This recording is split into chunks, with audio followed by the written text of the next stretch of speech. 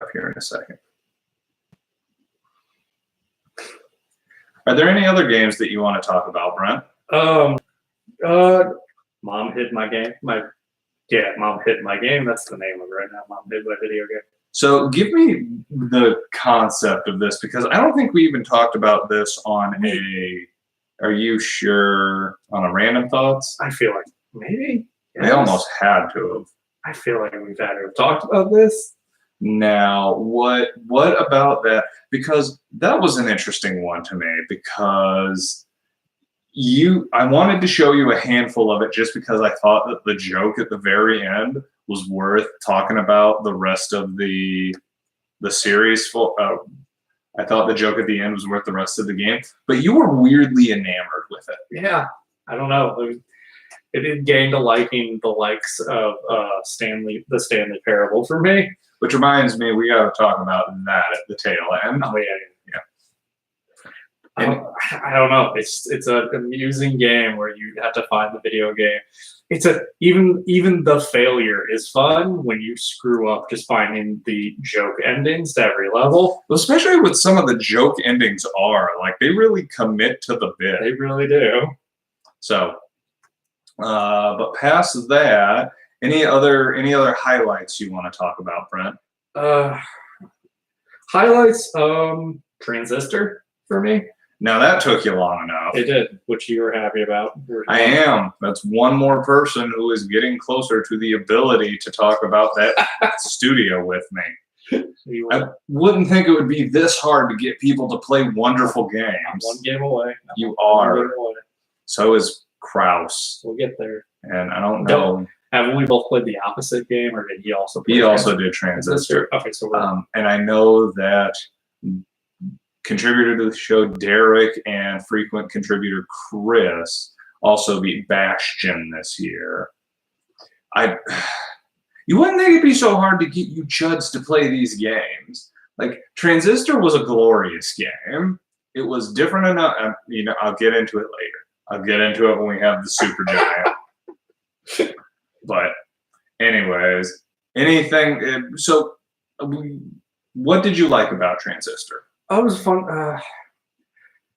Even though I was slow to the start, having to learn how to use the different powers to defeat different enemies was an interesting way to go about it. Now, do you think that you ever and I ask this not to be insulting, which is shocking, right? Do you think you ever really got the flow of the battle system? Like, you watched me play. And probably not as well as you, if that's what we're going for. But I think I improved as I went along. Well enough to beat the game, at least.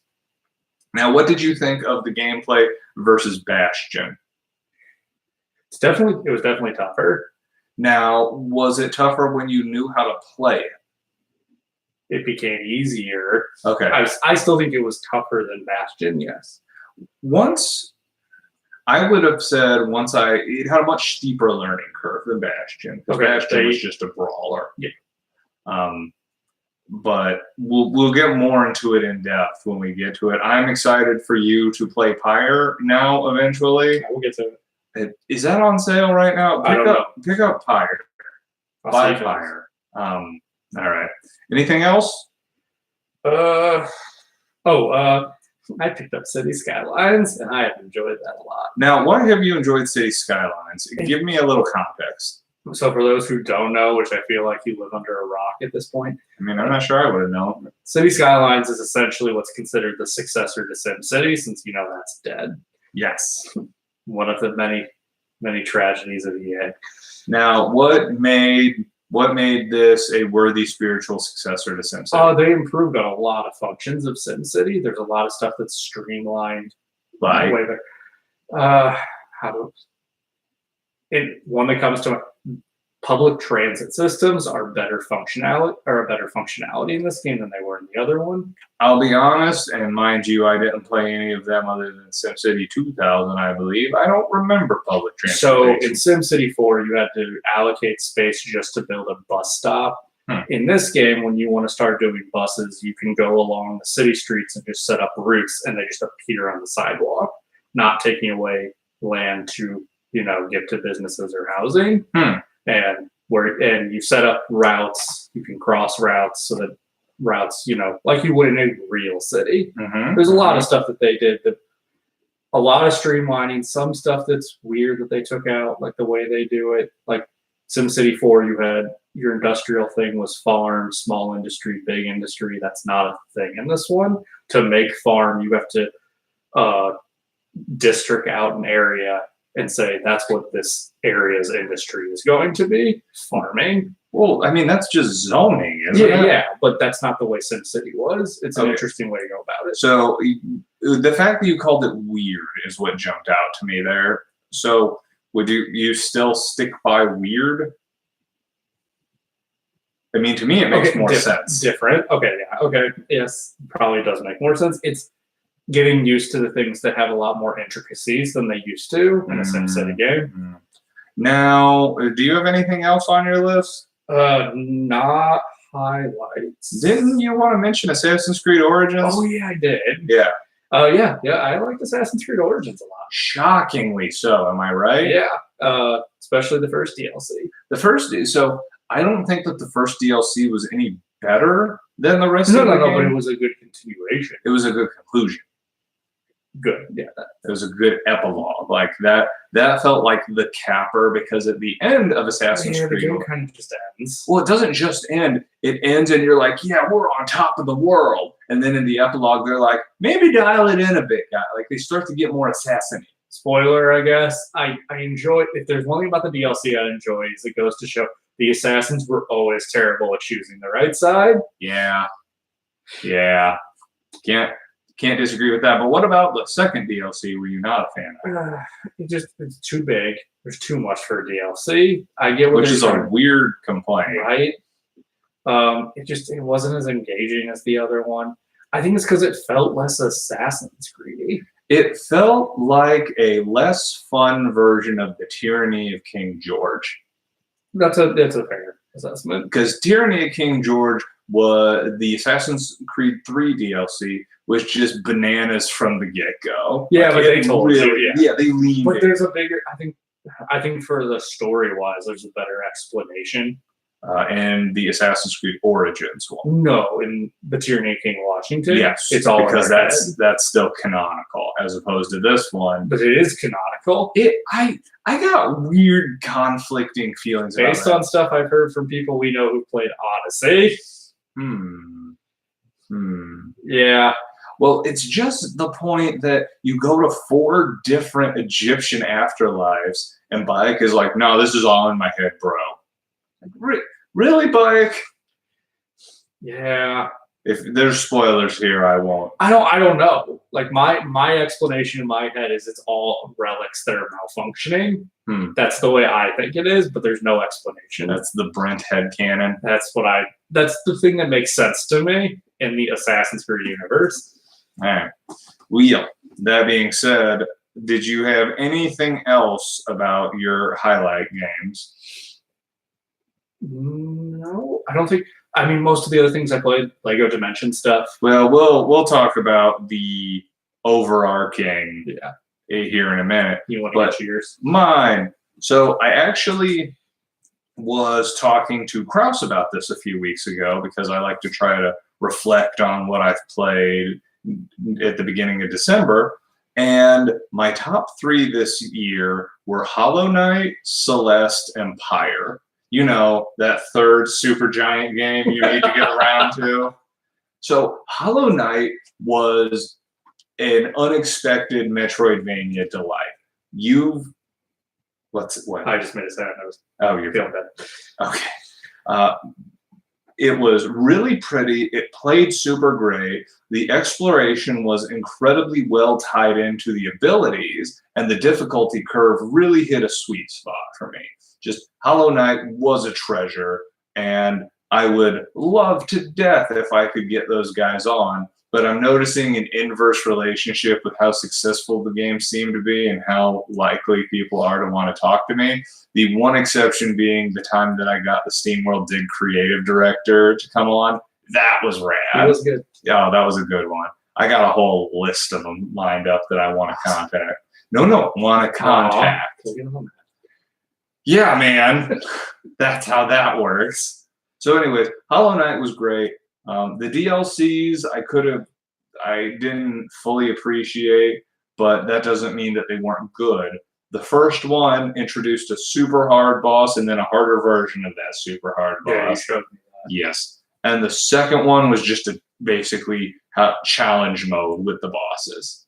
Okay. Nah. I mean, I feel like a lot of games do that nowadays. Yeah, but they didn't charge anything for it, so I'm not truly complaining. But yeah, Hollow Knight was great. If I don't usually replay games immediately anymore, but that game was a delight. Moving on, Celeste actually was. I showed you that one too, didn't I? It was the game where you play as the redheaded girl with the long hair, and it's pure platforming.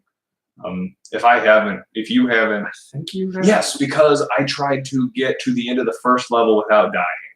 Oh, okay. Yeah. I do remember. Turns out that you can't unlock those challenge strawberries until you get everything else in the game first. I remember this now. And after I beat the extra level at the end, I'm like, no, I'm gonna stop while I'm still enjoying this, because those levels became a nightmare in a good way. Like, this is to me, gameplay wise, a spiritual successor to how I remember Super Meat Boy.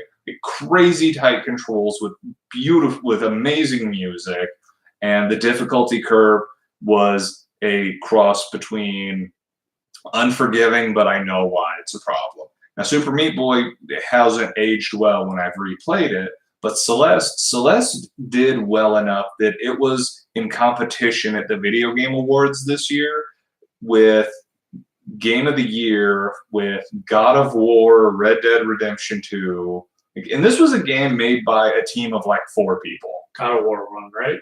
I believe so. Yeah, I was going up to Best Buy at the time to pick up Smash, so I actually remember hearing God of War 1, which doesn't surprise me. no.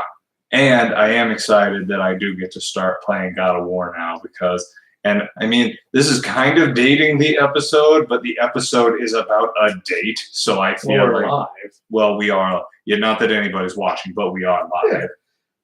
Yeah. And now that I have completed the Smash Brothers Ultimate Story Mode, I'm going to pick back up God of War. I played it for about 2 hours, and it's different than the originals. That's all. Yeah, it's what everyone I know who's playing this said. Yeah, very much so. And I gotta say, I'm curious when the narrative, because you're never gonna play the originals, so you don't care. Well, you told me, yeah. So at the end of the third one, you get the Chaos Blades, or I think they're called Athena Blades by the time you lose them. They get torn off your arm, like all the way up. So your child early in the game keeps looking at the bandages you have wrapped around your forearms that just seem to keep bleeding. So, yeah. I'm looking forward to putting some more time into that. But my third favorite game was Pyre, and I won't go into this tremendously because I would love to go into it tremendously. You chud. I will get to it. Yeah, whatever. Took you how long? Okay, if it is on sale, I will pick it up and I will try and fit it in the next 4 games. Oh, okay. So here, kill some time. I'm going to check if it's on sale right now. Okay. So talk about some other games you've been playing. Other games I've been playing? No. Sorry, not games you've been playing, but games you played this year that didn't make it into your top whatever list. Well, mostly what I played was like Lego Dimension packs, which I still got several of those to go. Did I finish Odyssey this year? Super Mario Odyssey? Yeah, I feel like that was like the end of last year into the beginning of this year. We talked about it real early on because I remember I had both you and Kraus on for something. And we talked about how it didn't really light my fire because of the way I played it. Oh, yeah. Yeah, and how both of you guys were like, oh, that's a real disappointment. Pyre is 60% off right now. What's that on PlayStation Store? Okay. Yeah. So, okay. If I don't, I'll go. That's right. Okay, now that I've stalled enough time, I'm going to get back to my thing. Pyre. I talked about this when we were talking about our favorite indie studios earlier in the year, but Pyre is a game that is two separate things. As much as it tries to put them together, it is very much a visual novel on one front, and on the other front, you play Voodoo Space Jam, which plays way.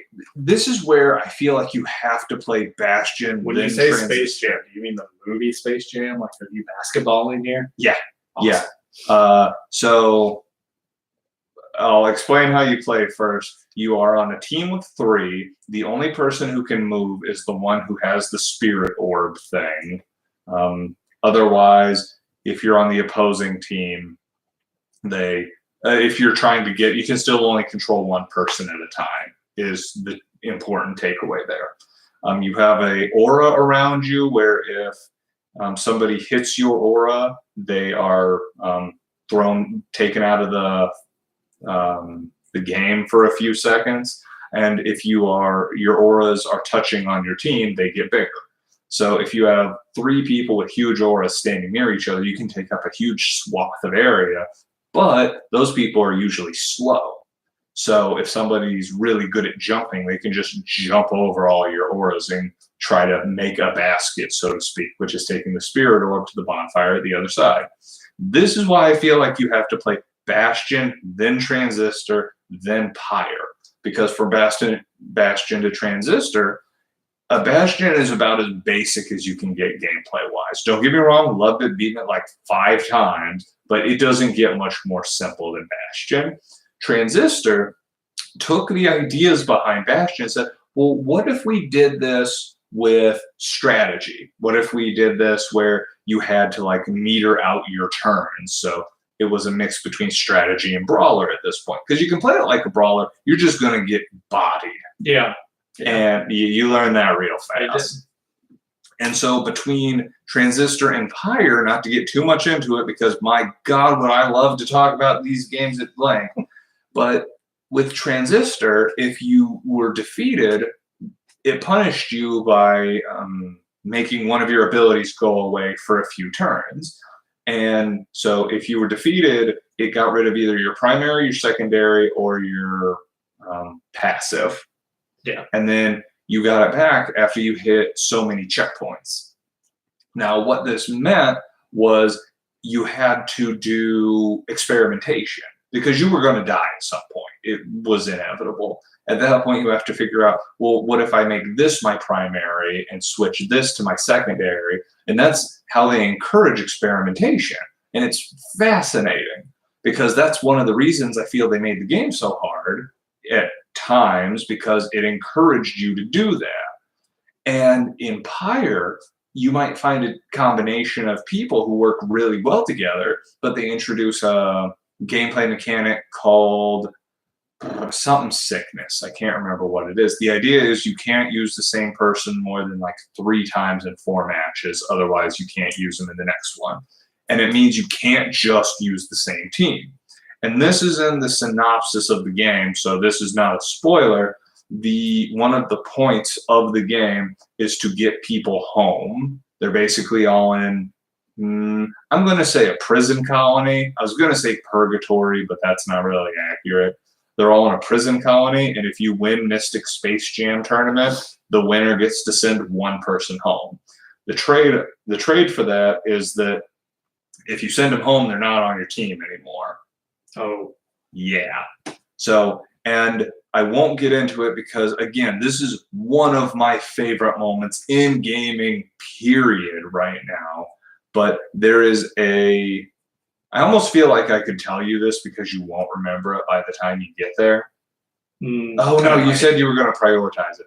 Whenever you play it, you are going to encounter a spirit in an orb. She is going to teach you how to play characters better. Do all of her training. Do all of it. All right. And because near the end of the game, she has a narrative payoff that is maybe one of the best that I have ever seen. Okay. This kind of ties back into why trophies are dumb. Because even though it has an amazing narrative payoff, there's no trophy associated with it. It was one of my favorite things. Anyways, Some other close contenders for favorite game included Sonic Mania, which was the best Sonic game I have played in years at this point. That being said, I haven't played a lot of them, so I don't know how good Sonic Unleashed, Sonic Colors. Kraus said Sonic Generations is one that should be picked up. Sonic Generations was one of those people are a big fan of. Uncharted Lost Legacy. Did I ever talk about that on this? Yeah, when you was you and Kraus, I think it was me and Kraus we talked about. Okay. Uncharted Lost Legacy might very well be my favorite Uncharted game. The number one reason is I didn't realize how well an open world aspect could work in those games until this game. And on top of that, because the lead is a secondary character from the second and third games, and the second person is one of the antagonists from the fourth game, there's no contrived love story, which really drug down a lot of the other games, which killed me. And I liked how they did almost everything in the game. It's really, really well done. And it's punchy. It's weird, but I would almost say if you're ever going to play an Uncharted game and you don't think you're going to like go through all of them, just play that one because it's the best. All right. Not that I think you will, but past that, Monument Valley. Kraus actually made a comment on this because I don't remember what the context of the recording was, but I said I don't spend money on mobile games. I wait till they go on sale. And Monument Valley, I believe, went on sale for like $1. You're familiar with Monument Valley because they mentioned it in House of Cards in one of the earlier seasons. It is a really, really clever puzzle game. The second one was not as good. That went on sale relatively recently, and I picked it up. It was a lot short. I know what they were trying to do. I just don't feel like they accomplished it. They were trying to make most of the puzzles capable of being done with 2-player characters. In the first game, there were obstacles with these birds that went around. They were thematically important to the game. They're not around in the second game, so having 2 players is where most of the challenge is supposed to come from. And having to coordinate the different moves. The second one is okay, but the first one deserves accolades.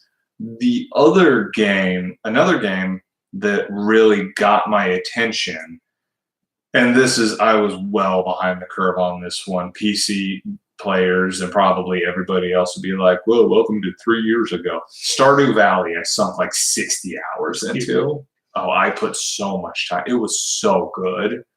And I enjoyed getting to the end of what I felt the story was, but once I realized that the win condition was incredibly shallow and wasn't really a win condition, I lost a lot of momentum. I still got to the end, but afterwards, all that was really left was to finish automating my farm. And once you've automated your farm, what else do you do? You have to plant at the beginning of the series. Your automated farm. Well, the thing you could do is try to build up the relationships with the other people in town. But the way you build up relationships, now this is almost a page directly out of the Harvest Moon books, is you have to give items to people. But because it doesn't want you to rush it, you can only give 2 items to people per week. I think that I made this comment when we were talking about Stardew Valley before, but do you remember the anecdote about who I chose to romance? I remember talking about that. I don't remember it. Okay. So, bless you. You okay? Mm-hmm. All right.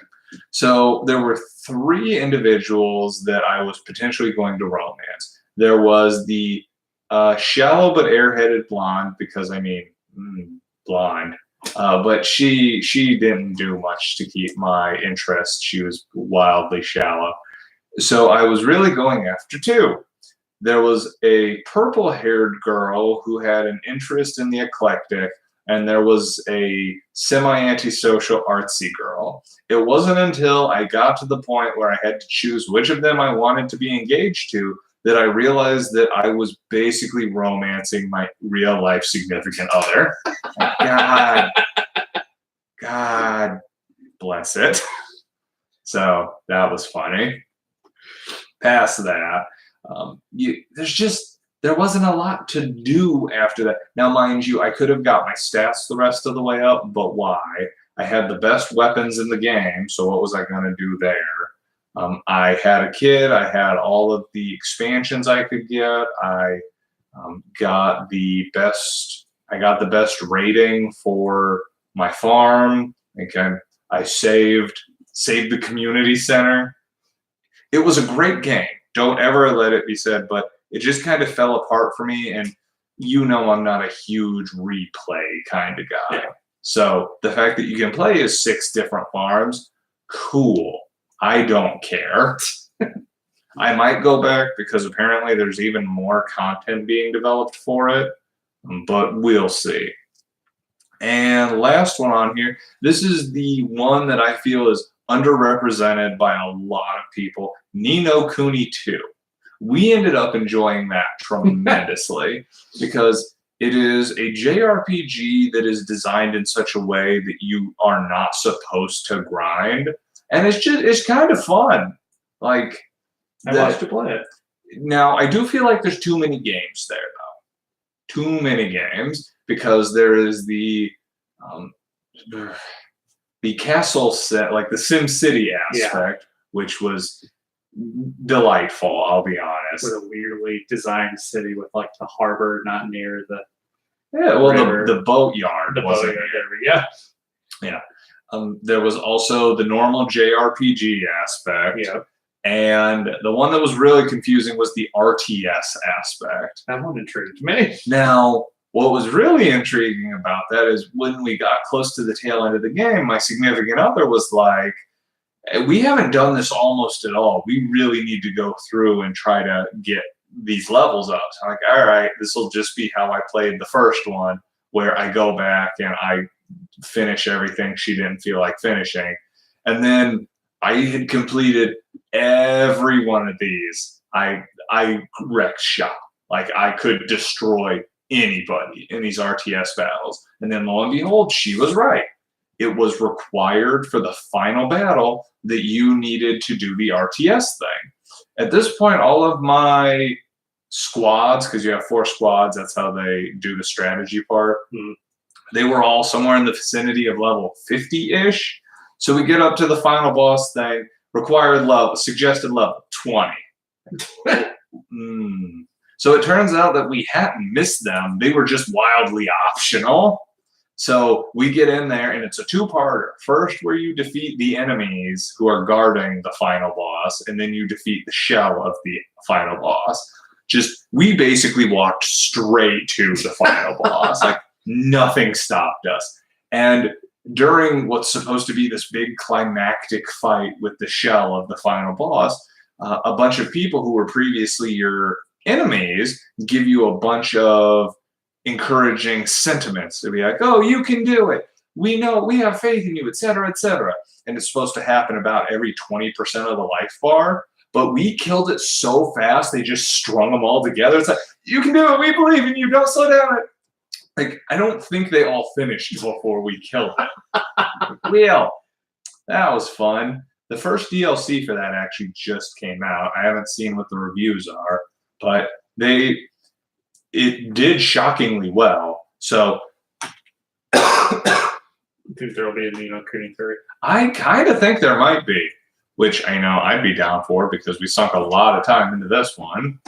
But before we go into talking about overall gaming, our gaming, what stuff happened in the industry this year that really was significant to you? For example, Sony said they will not be participating in E3 next year. Will not. Now, what are your thoughts on that?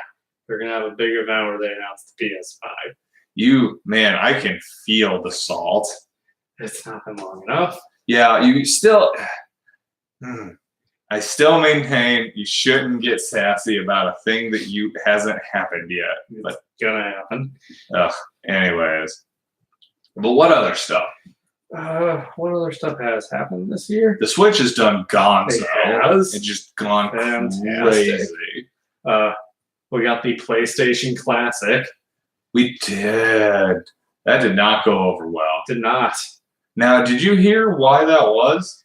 I heard varying things. People weren't happy with the game selection. People weren't happy with the versions of the game selection. Yeah, I heard there was some real half-ass emulation. Yeah. Some versions were PAL. Some versions were NTSC. Yeah. Some version. Oh, another complaint. It wasn't the DualShock controllers. Yeah, that would be weird. That would be weird. So, do you think the classic console craze has concluded? I don't think for Nintendo it has. Now, do you think that? Because Reggie came out and said that there's no plans to make. I know that you're doing the thing, but he made a pretty. Now, this is the same guy who said the Wii U will continue to be a pillar of the Nintendo family right before they discontinued it. But he made a pretty convincing case for the fact that these consoles posited pretty well into the retro market they were looking for, especially with like the discontinuation of the virtual console for all intents and purposes. This is basically scrap. I mean, yeah, we have the Nintendo Online thing, we have the eShop, sure, but they're not putting all these classic games onto the Switch. They will put more and more stuff onto they Nintendo dropped a bunch Online. of SNES ones here. Onto Switch. Or they're coming. I'm about to say Super Nintendo. I am not familiar with. Yeah, it was just announced in like the last week or so. I'm curious. They're going to be some of the monthly stuff. Interesting. First. That'd be very curious because now I guess that the Joy-Cons do have all the buttons of a Super Nintendo controller. Your N64 will never come. Ever.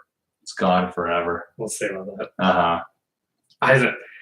I can't imagine they won't do it. I think if there's one they're going to make just oodles of money off of, it'll be the N64 one. Because they didn't make oodles of money off No, of it. I mean, don't any of them. Which does remind me, they did say that basically when the NES and SNES classics are gone this time, they're just gone. All right, man, pick two up.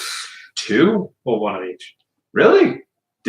I didn't know that you actually. Now we discussed this with the classic ones, but I didn't know you had an interest in the NES classic. I might as well. There are games on the NES one that I've had that I would like to continue having. Well, not that Co-Opinions endorses this, but I think you can put NES games on the SNES if you Jake is telling me if you jiggle it.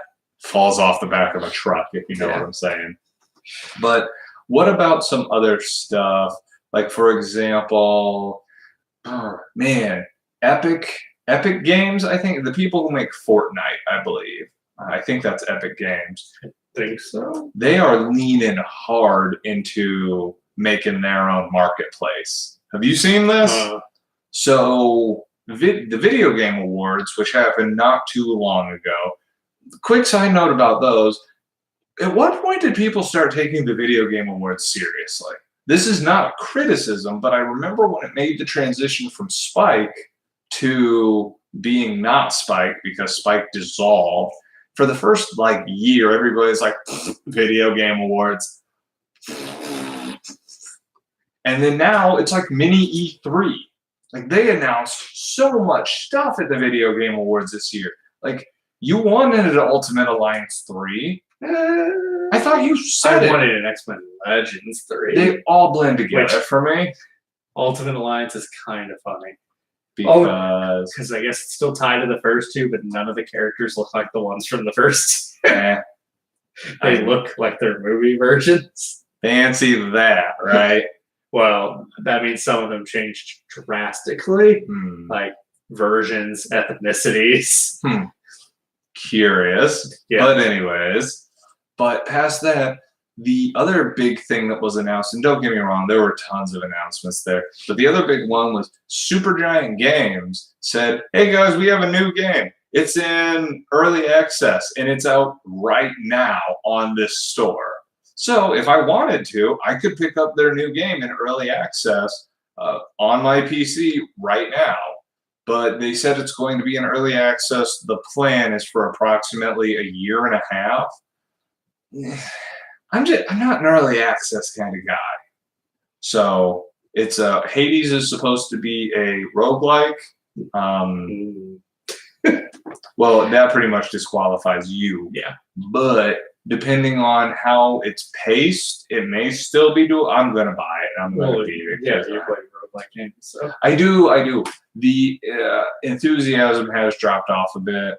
The last one I played, Dead Cells, while that was a great game, it did a lot of world building that ultimately did not pan out at all, which I don't want to say was infuriating, but it was kind of infuriating because in this Dead Cells game, every time you die, you go back to the very beginning. You're like a clump of moss that attaches itself to the headless corpses of dead people. And then you try to get up to the king, to kill the king.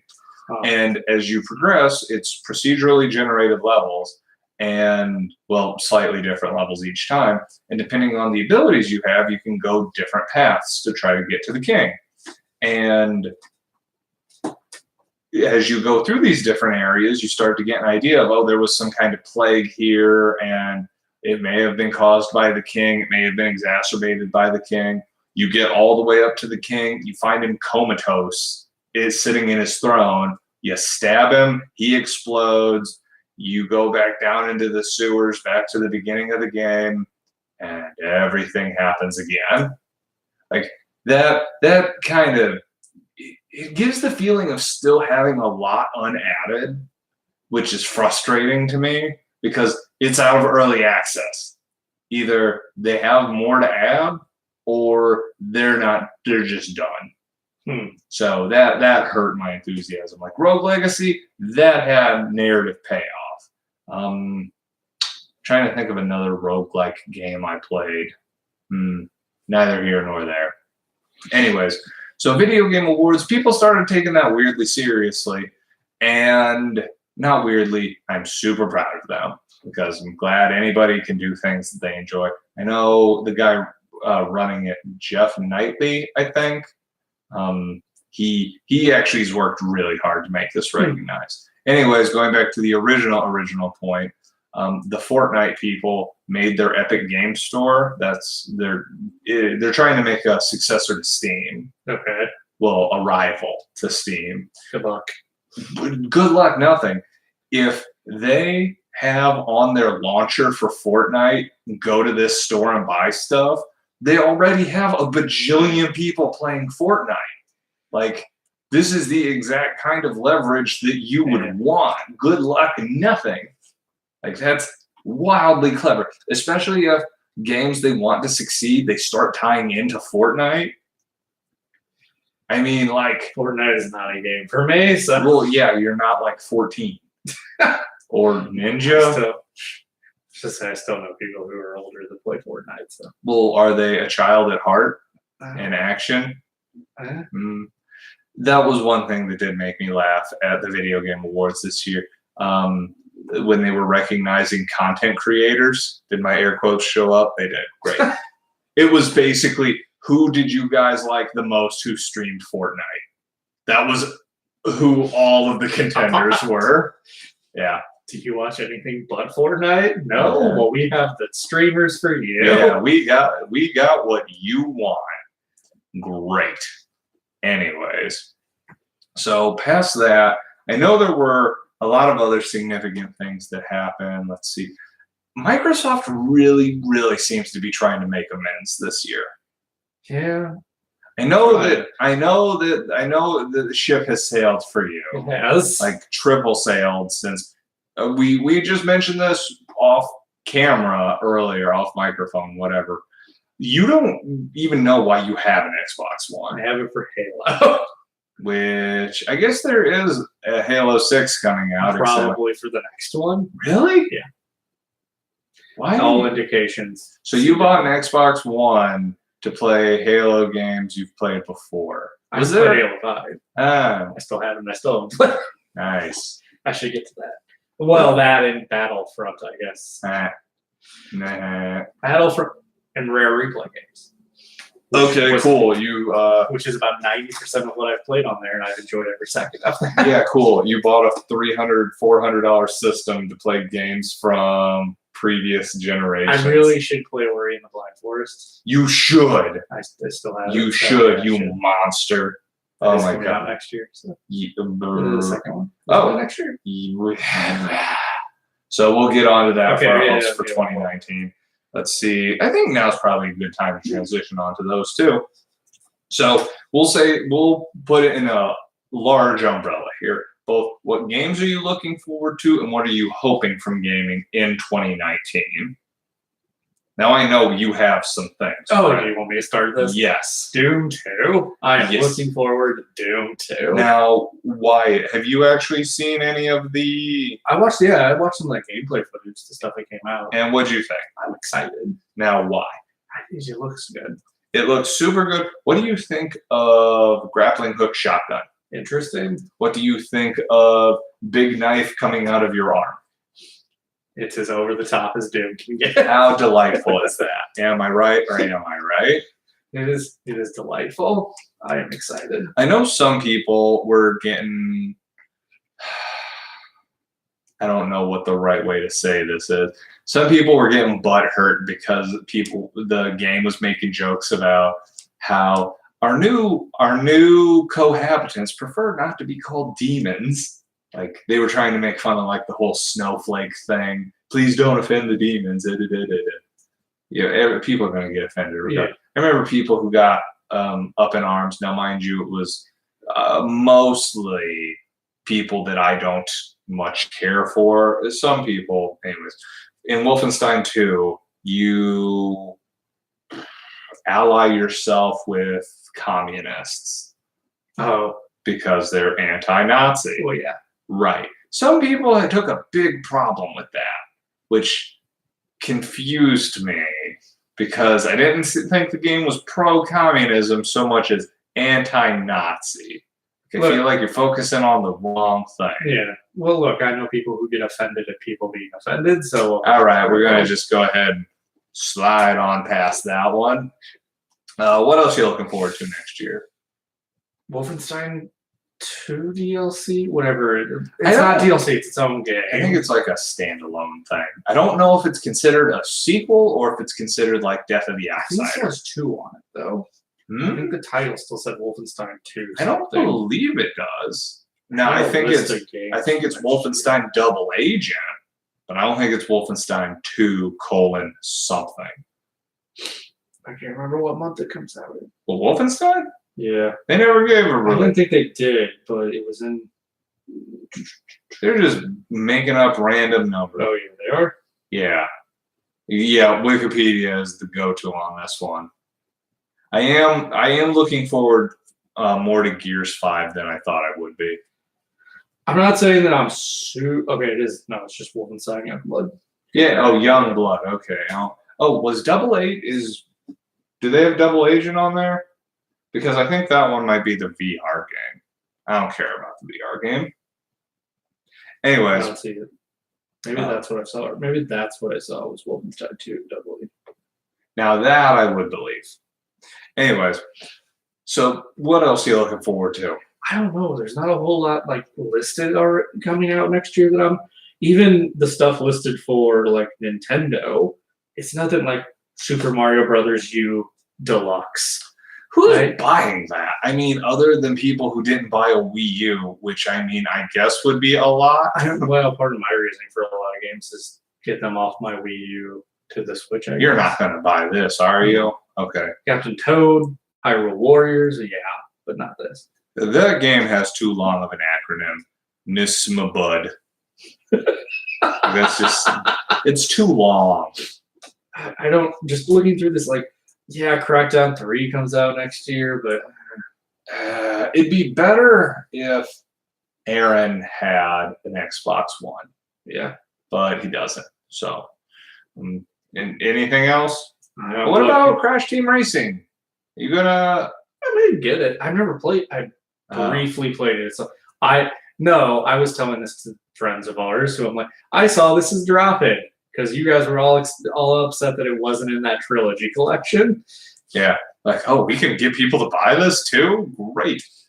Everyone is excited. I'm not. I'm going to curse tremendously at Crash.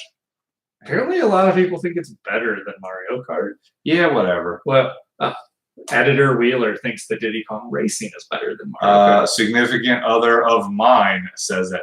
She said, lots of people like Diddy Kong Racing, Josh. And I said, you're high right now. I mean, it's a fun game. I don't know if it's better than Mario Kart. Let's see. But anyways, things I'm looking forward to, unless you have some more. I don't think so. Anthem comes out next year. Oh my God. Okay, so this is more of a random thoughts tangent on this one. But did you hear, and I didn't follow up on this, about that guy who got destroyed by EA for trying to stream the closed beta, closed alpha? He didn't get past the title screen before they shut him down and supposedly deleted his entire Origin library. Yeah. Homie don't play. Homie don't play. That last part seems rough. I mean, I'm sure there is something in the NDA that says we will destroy you if this happens. So anyways, specific games coming out next year that I am explicitly looking forward to. I'm looking forward to that Mario and Luigi Bowser's Inside Story because that was maybe my favorite Mario and Luigi game for 3DS. The fourth one, I believe that was Dream Team, and that wasn't great. I liked the second one, but that one seems to be ignored by Nintendo. The first one was really good, and I got that last Christmas. And the third one I'm looking forward to a lot. They also are going to have Travis Strikes Again, which is that No More Heroes spin-off thing. I'm probably going to day one that because Suda51 said that the success of that game is directly related to the chances of a No More Heroes 3 coming out. And I want a No More Heroes 3. So I'll probably day one that. I got one more. Let's hear it. I do have Jedi Fallen Order on my radar. The idea intrigues me. That sounds like a nerd game. Yeah. Apparently, possibly that other untitled Pokemon game comes out next year. Yeah, we'll see when that happens. That and there's one other thing. Sorry, I got Yoshi's Craft World. Oh, Craft World! I forgot about that. I will buy that too. All it says is quarter 1 or 2. Great, super. I need to write that down though. You're not excited for Kingdom Hearts 3? It's been a long time. I do need to replay the other ones though. Do you? As somebody who has, I feel like too. So I won't get too much into it because this is a deep rabbit hole. Maybe just look it up because the second one still plays well, and Birth by Sleep isn't terrible. Birth by Sleep is pretty good. Well, pretty much all the other ones. At least play the first 2. No. The first one you can probably pass on. It has not aged well. All right. Resident Evil 2. I can't even call that a remake at this point. Like, it's a reimagining. Yeah. Like, it looks awful. I'm intrigued. Not as excited as you guys are. It looked so good at E3 this year that I legit thought they were announcing Resident Evil 8. I really did. Which I would buy like that. Because Resident Evil 7 was one absolutely. Did I play that this year? Resident Evil 7? I don't think that. No, that was last year. What? Okay. Last year. I did love that. Oh no. Okay. The Homemade Cry 5 comes out next year. Ooh, I also played Minute this year. That was fun. It was not what I expected, but that was fun. Anyways, past that. I did play some good stuff this year. And then we played Super Bomberman R. We did. I played both of the first 2 Darksiders games. I forgot about Icy. Ooh, what list does that make? Like, what is that for you? I enjoyed it a lot. I mean, we streamed it. We did stream. I only asked that because we still had to sit through the narrator. He does bring down the game. He does. Oh, and I did beat I know that we're going back to an earlier, but I did beat La Mulana too. That was something I was proud of. Mm-hmm. Other games possibly coming out next year. Super Meat Boy Forever.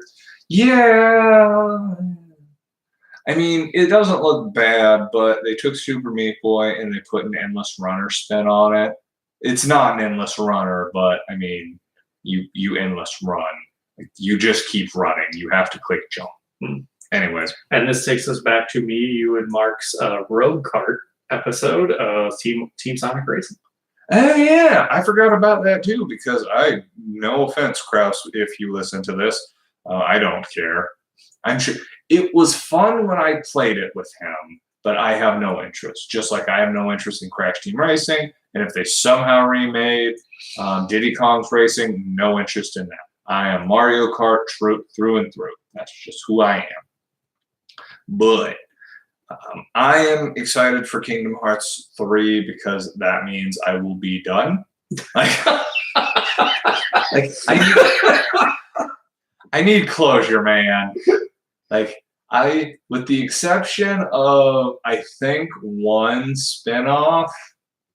Yeah, I didn't play that Kingdom Hearts .8 Fragmentary Passage or whatever it was called in that Kingdom Hearts Key, where key is like a Greek letter for CHI. So a thing that made me know that I might have to actually blow my brains out is there is a Keyblade made of Keyblades called the Keyblade. So it's a huge plot point in Birth by Sleep that there is a blade that looks like two of the Kingdom Keys. So the very first Keyblade you get crossed, and then there's a blade coming out of where they cross, like an actual sword blade. And then there's a handle coming off of, I think, both of the handles, and it's called the Key with the Greek symbol blade. I'm like, nope, might have to kill myself. Two last points. That Mario Kart mobile game comes out next year. Oh yeah, we talked about that in the mobile episode with Chris. Oh, did we? No, we didn't. Oh, yeah, you wasn't on weren't that. here. Listen to the episodes. Shame. Do you have another point? Oh, the one that was going to start us on this one, Ori. Okay, I'll get to that in a sec. Put a pen in it. All right, make sure I don't forget about it. Got it. Corpse Party 2 is finally getting translated and brought over to America. I am stoked because I'm hoping it's as good as the first one, which was the highlight of the first trilogy. Because the second one, while it was very atmospheric, it was a visual novel, and there is no gameplay in visual novels. And the third one, it just did not have the same pepper. But that was a trilogy in the sense of Ezio had a trilogy. So this is the second. Okay. Yeah. It's a legit sequel in the fact that it's another one. I'm not sure if there's any thematic ties. Then Kingdom Hearts 3, we talked about extensively. Crackdown 3, I have on my list. I might buy it. Yeah, It's been so long. So maybe. I don't know. But I am excited. Shovel Knight got a announcement date for the third DLC and the battle mode. So, and that means the amiibo are coming out that day. I am so excited. You do not even know. Right? Okay. Don't know. God, I love Shovel Knight so much. I will not be shocked if he becomes a DLC character for Smash. I would because he's an assist trophy. Oh, is he an assist trophy? Yeah. Sorry, bro. That's a Not shame. that you care. I don't. Yeah. Past that, I think the amiibo is cool. yes. I am. I'm real curious where all the big three go next year because of game companies. Because Nintendo, I don't feel like they're riding. I don't feel like they're resting on their laurels. Like I said before, the Switch did well enough that they don't have to go back and be like. I made this case during E3, where they don't have to go back to established IPs and be like, here's more things you love. Now they can be like, we're going to try something new because now people are buying our games again. So more power to them. Because what they could do for the safest bet, which they're still kind of doing, is just re-release all of their old stuff that. I mean, I won't be shocked if we get an announcement of a new Mario Kart coming. Really? Yeah. I would be expecting more of a new side-scroller Mario. Really? Yes, because Mario Kart 8, I don't know, because they're re-releasing both of the Wii U. The Mario Kart was re-released as like a launch Switch game, but I feel like it sold well on the Wii U and it sold well on the Switch as well. So, and I actually come to think of it, I think the Wii U Mario game sold decently too, so whatever. Anyways, Sony, I'm not sure where Sony's going because them not being at E3 rocked the community, so to speak. And part of me feels like they're just being kind of a petulant child. Sorry for the nobody from Sony who's listening to this, because they went real high concept with their E3 presentation last year. And I believe I said I think it was the weakest of the big three. Yeah. Of the big three. And Microsoft, I really feel like ever since they launched the Xbox One, they've been, I don't want to say frantically clawing their way back, but they have been making good gesture after good gesture after good gesture. And I think it's paying off. I think if they manage to get a system out around the same time as Sony, and they don't, because though I hate to say this, whoever gets there first has a huge advantage. They do, yeah. And between those two, anyways. So if they get it out around the same time, I think that next generation there might be. I'll be curious because all the hearsay from a lot of companies that keep talking. Like I've never heard them mention anything about the Xbox. The next one, they all mention the PS5. Interesting. Well, and that might also be because the Xbox One X is a brutal piece of hardware. So why are we getting another one? Well, like you just said, we haven't heard anything, but they can't let it go unchecked. I guess It's always an arms race with these people. I heard one of the reasons is 8K. I know. But the last point to this is Ori. Why I keep making these sounds.